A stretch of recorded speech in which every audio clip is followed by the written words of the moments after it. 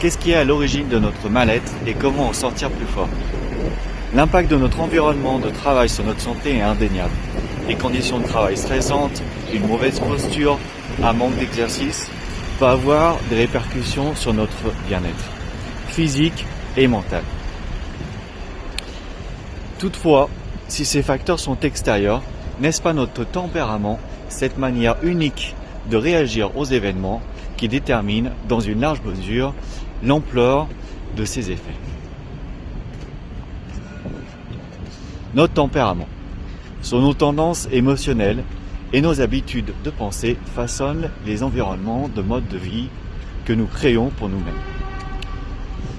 Donc cela inclut des choix tels que nos amis, notre travail, nos habitudes alimentaires et notre activité physique, qui renforcent souvent des cycles de stress, de mauvaise posture, de sédentarité ou de surmenage.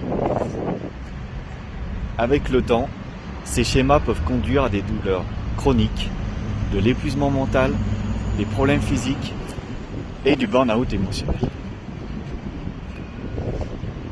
Comment notre tempérament façonne notre environnement? Donc grand 1, le cercle social.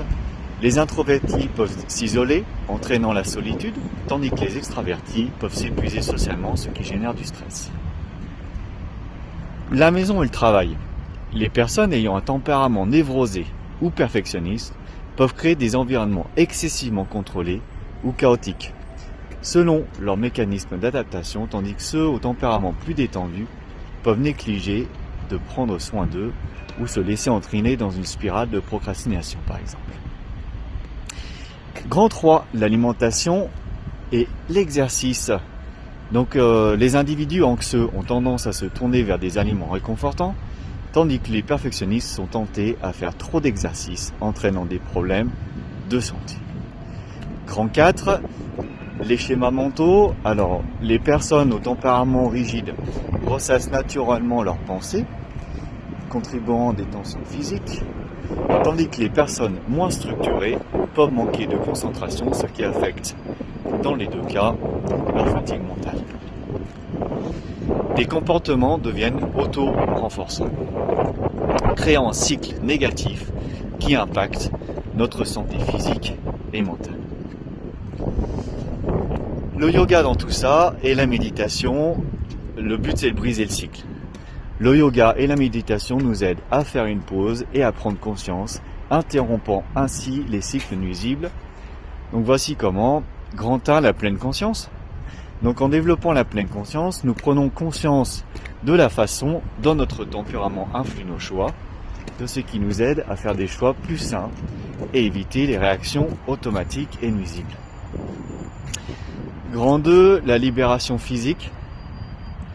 Donc le yoga permet de libérer les tensions et d'améliorer les postures et de prévenir les inconforts physiques liés à une mauvaise posture ou à des mouvements répétitifs. Il équilibre également force et flexibilité. Grand 3, donc la régulation émotionnelle. Le yoga et la méditation nous apprennent à gérer le stress, les émotions, réduisant l'anxiété, les comportements alimentaires impulsifs et les schémas de pensée négatifs. Alors, ensuite, équilibre et flexibilité. Donc ces pratiques nous aident à nous adapter aux changements, à réduire le stress et la pensée rigide et adopter une approche plus équilibrée et durable de la vie. Donc en brisant tous ces schémas, le yoga et la méditation nous aident à reprendre le contrôle de notre santé en favorisant un mode de vie plus conscient et équilibré et nous permettre de nous éloigner des habitudes nuisibles et de retrouver notre bien-être physique, émotionnel et mental.